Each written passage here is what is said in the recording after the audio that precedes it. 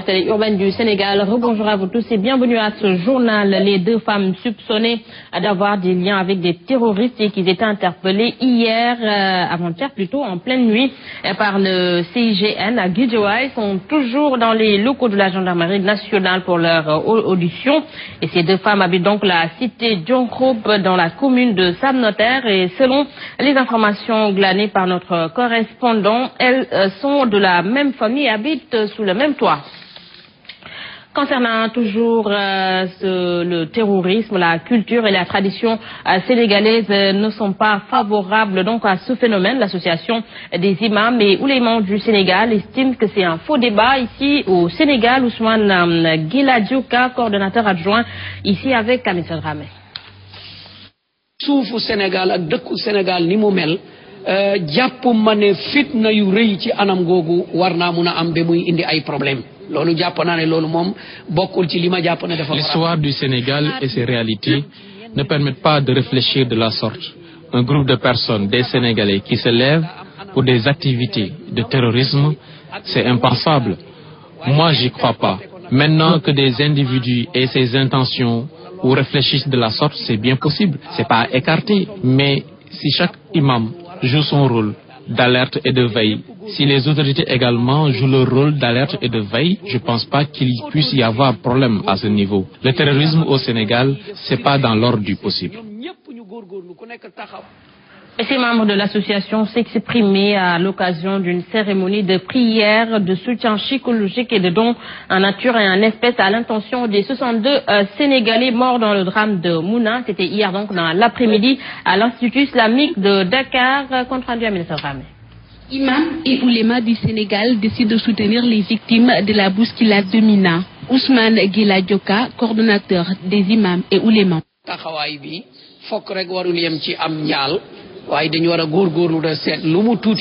Présenter des condoléances, c'est le minimum, mais dans ce cas de figure, il faut un appui psychologique et surtout un appui financier. Nous devons appuyer ces familles qui sont restées derrière et puis surtout, si ces victimes ont laissé des orphelins. En tant que musulmans, nous devons assistance à ces orphelins. Imams et oulémas qui dédouanent l'Arabie Saoudite de pas mal de responsabilités dans le drame de Mina.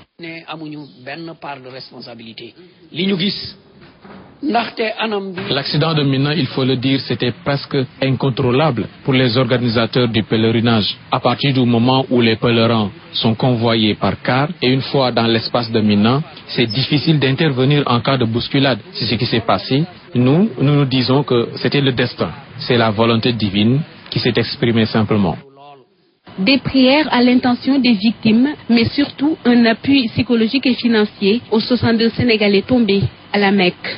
Monsieur Ramé, merci à vous. À présent, parlons politique avec ce rassemblement donc dans cet après-midi du Parti démocratique sénégalais et de ses alliés du cadre de concertation de l'opposition à la permanence Oumar Lamine Badji. Une décision prise ce mercredi en réunion du comité directeur, un combat des libéraux et de leurs alliés qui vise donc la dénonciation de ce qu'ils qualifient de forfaiture à l'Assemblée nationale, surtout avec l'installation des commissions qui, selon eux, s'est faite dans l'inégalité. Ainsi, l'opposition annonce qu'elle usera de tous les moyens et toutes les stratégies possibles pour remettre le droit à sa place. Politique toujours avec la députée Fatou Thiam qui n'est nullement ébranlée par cette menace d'être exclue du Parti démocratique sénégalais. Elle soutient ne pas reconnaître la commission de discipline du parti qui, selon elle, n'existe nulle part dans le statut du parti. Fatou Thiam soutient également qu'elle n'envisage pas de quitter le PDS, quelle que soit la situation. Ici, ces propos recueillis par Salif Kébessa. J'ai appris ça par la presse ce matin et voilà, donc nous nous excusons pour ces quelques problèmes techniques. Certainement, vous avez suivi cet élément dans nos éditions précédentes. Et à Touba, les gérantes de salons de beauté sont montées au créneau pour dénoncer la politique politicienne au Sénégal. Ainsi, elle invite les politiciens à un changement de comportement pour un Sénégal prospère. Correspondant Abdoulaye Diaye. Fête de beauté, à Mbacké, 160 filles ont reçu leur diplôme de fin de formation. 160 personnes yoo xam ne fi la ñuy liggéeyee ñu jàng ba mu leen di jox seen diplôme. On ne se limite pas à former des coiffeuses. mais on donne des cours de couture et de français.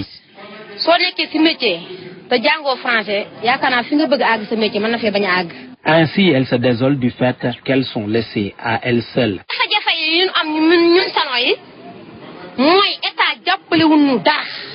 Personne n'a rien fait pour nous appuyer.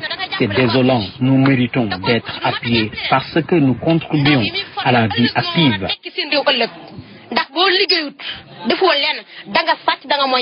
Par ailleurs, l'absente la plus présente de ce rendez-vous fut Madame Thérèse Faye Diouf, déclarée persona non grata à Touba. Nous avons pris la peine d'aller rencontrer Madame Thérèse Faye Diouf qui nous a donné son accord de principe. C'est au dernier moment qu'elle s'est excusée. Ce n'est pas responsable et ce n'est pas sérieux. Si le président de la République compte sur cela, cette cérémonie de remise de diplôme avait réuni la quasi-totalité des personnalités politiques républicaines du département. Voilà, je vous le disais tantôt, la députée Fatou Thiam, nullement ébranlée par cette menace d'être exclue du Parti démocratique sénégalais. Elle soutient ne pas reconnaître la commission de discipline du parti qui, selon elle, n'existe nulle part dans le statut du parti. Fatou Thiam soutient également qu'elle n'envisage pas de quitter le Parti démocratique sénégalais, quelle que soit la situation. Ici, ces propos recueillis par Salif Kébessa. Par la presse ce matin, et j'ai rigolé. On m'a dit que la commission de discipline s'est réunie et ils ont menacé de nous exclure, Job et moi, et dans le statut du parti, ni dans le règlement intérieur du parti, on ne voit nulle part une commission de discipline. Quand je vois ces gens-là dire qu'ils vont exclure une icône comme Awa Diop, franchement, ça me fait mal au cœur. Je ne reconnais pas cette commission de discipline, je suis du PDS, j'y reste. Ces menaces, je n'ai pas peur de ces menaces, rien ne peut m'ébranler. Il faut que ça s'arrête. Cette commission de discipline, moi je ne la reconnais pas, elle peut nullement m'exclure des partis. Élection de représentativité annoncée dans le secteur de la santé. Certains syndicalistes dénoncent la méthode cavalière du Haut Conseil de dialogue social et c'est du moins donc l'avis de Sidi Ndiaye qui estime que la priorité c'est le respect des accords signés et non des élections de représentativité. Lady Mendao l'a rencontré. L'organisation prochaine des élections de représentativité dans le secteur de la santé n'est pas du goût de certains syndicalistes. Ces derniers pointent du doigt le Haut Conseil du dialogue social. Pour une structure, le Haut Conseil pour le dialogue social, nous considérons que la méthode qui a été utilisée, extraire de la plateforme d'un syndicat une revendication pour imposer aux autres syndicats qui sont 6 dans le secteur, cela ne peut pas passer. Surtout que nous avons constaté ces derniers jours un parti pris flagrant de certaines autorités, notamment le Premier ministre, qui a reçu dans le secteur de la santé un seul syndicat. Pour Sidi Ndiaye, la priorité est ailleurs, celle des vrais problèmes qui gangrènent le secteur de la santé. Combien d'accords ont été signés dans le secteur de la santé qui ne sont pas respectés? Alors on va nous divertir par des élections. Nous allons passer notre temps à nous tirer dessus pour voter pour gagner qui est premier. Mais nous sommes représentatifs, battons-nous pour prouver. Mais attendez, mais battons-nous sur le terrain par la mobilisation sociale pour prouver aux travailleurs qu'on est en charge de leurs revendications. Mais c'est que la Fédération des syndicats de la santé a signé un protocole d'accord avec le gouvernement. Rien n'a été fait. Le syndicaliste dit oui à des élections de représentativité à une seule condition. Que tout ce qui ne se fera pas de manière consensuelle pour des élections de représentativité, nous ne participerons pas parce que nous avons eu l'expérience malheureuse des élections des centrales syndicales où véritablement, au lieu d'assister à des élections, nous avons assisté à une mascarade qui a été organisée par les mêmes acteurs qui aujourd'hui veulent se recycler pour venir capter des fonds et organiser des élections dans le secteur. Donc nous ne serons pas des marchepieds.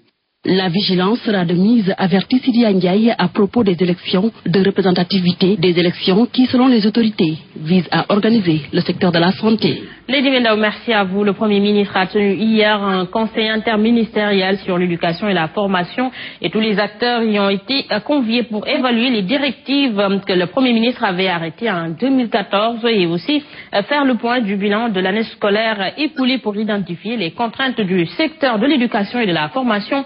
Compte rendu sur le Mme Guétoé. Il a fallu 5 tours d'horloge aux acteurs de l'éducation pour discuter sur comment faire pour assurer aux enfants un bon apprentissage. Ce conseil interministériel fait suite au conseil présidentiel sur les assises de l'éducation et la formation tenu en 2015. Au conseil interministériel sur l'année scolaire 2015-2016 qui avait pour objet d'évaluer le niveau de mise en œuvre des directives qu'il avait arrêtées en 2014 lors du conseil interministériel de septembre 2014 et en même temps de faire le point sur le bilan de l'année scolaire écoulée. Ainsi, 21 directives ont été données par le Premier ministre. Elles devront être exécutées au cours de l'année 2015-2016. Ces directives ont trait à l'amélioration de la qualité des enseignements-apprentissages, notamment par le développement de l'éducation numérique, au renforcement des équipements scientifiques pour ce qui est de l'accès équitable à l'éducation, aux instructions qui ont été données au gouvernement pour que le programme de construction de 8 collèges dans la région de Dakar et de réhabilitation de 9 collèges, de 30 établissements, collèges et écoles élémentaires dans les régions de Ziguinchor et de Sédhiou puissent être démarrés en 2016. Cependant, des questions relatives aux revendications des enseignants n'ont pas été évoquées au cours de cette réunion. Selon Serigne Mbaye Thiam, chaque chose a son temps. Et puis nous parlons sport, tournoi de l'UFAO, 6 pays étaient attendus. Donc finalement, 4 équipes vont disputer cette compétition. Il s'agit du Sénégal, du Libéria, de la Gambie et de la Guinée-Bissau. Initialement donc prévu le 3 novembre, le tournoi Mawade Wade va démarrer le 5 de ce mois. Il va durer 2 jours. Aïcha Kamara. Elles seront 4 nations à prendre part au tournoi de l'UFOA, le Sénégal, la Gambie, la Guinée-Bissau et le Libéria. Et pour la première fois, le tournoi va se tenir hors de Dakar. La ville de Saint-Louis va abriter l'édition 2015. Nous avons voulu que le trophée soit doté du nom de Mawade Wade, qui a beaucoup fait pour le football du pays. Je pense que dans l'histoire du football, c'est pour la première fois qu'un tournoi pareil, n'est-ce pas, soit délocalisé en dehors de Dakar. Maire de la ville de Saint-Louis et parrain du tournoi, Mansour Faye apprécie le choix de la Fédération sénégalaise de football et s'engage à relever le défi de l'organisation. La commune de Saint-Louis est prête à accueillir chaque année, si vous voulez, ou même chaque mois, si vous le voulez, donc le tournoi. Nous allons, en tout cas, nous y faire. Nous ne ménagerons aucun effort pour la réussite du tournoi. Le nombre limité de participants, 4 pays seulement, s'explique par le désistement de certains. Ça devait être un tournoi de 6 à 8 équipes. Mais c'est au dernier moment que la Mauritanie n'a pas pu venir. Le Mali aussi. L'année dernière, c'était 2 équipes, le Sénégal et le Mali. Cette année, c'est 4 équipes. L'année prochaine, ou bien la prochaine fois, on tentera de faire de manière que les 9 équipes membres de l'UFA soient présentes. Le tournoi de l'UFOA doté du trophée Feu Mawade Wade sera une occasion pour vendre l'image de la ville de Saint-Louis, mais aussi honorer le parrain, maire de la ville, Mansour Faye. À présent, nous parlons de l'actualité internationale avant de clore ce journal. Rwanda, sans grande surprise, dans une chambre acquise au FPR et ses alliés. Les députés rwandais ont adopté hier à l'unanimité un projet de réforme de la Constitution ouvrant la voie à un 3e mandat pour le président Paul Kagame en 2017. Et ce processus de réforme avait donc été enclenché cet été après que le Parlement ait assuré avoir reçu des millions de demandes de Rwandais plutôt réclamant un maintien au pouvoir du chef de l'État. Et hier, donc, la Chambre des députés a donné son feu vert, non pas seulement à un potentiel, mais à 3 nouveaux mandats pour le président Kagame.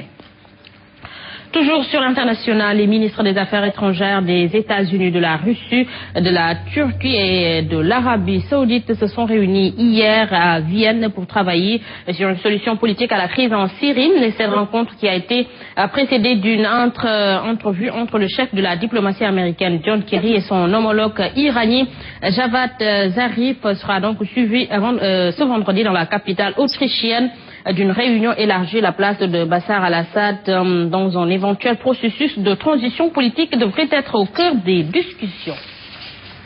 Voilà, messieurs, dames, c'est ici que se referme ce journal à vous tous. Merci d'avoir suivi. Merci à toute l'équipe technique et l'équipe rédactionnelle qui ont participé à la réalisation. L'info continue sur la première télé urbaine du Sénégal, 7h30, Mambenga, Ahmed Edara vous retrouve pour la revue des titres en Wolof, 7h45. C'est le journal et tout de suite, c'est un coach s'installe dans Saint-Jim. Quant à moi, je vous retrouve à 13h pour le flash d'information. Bon réveil maintenant à la toute seconde journée. Au revoir.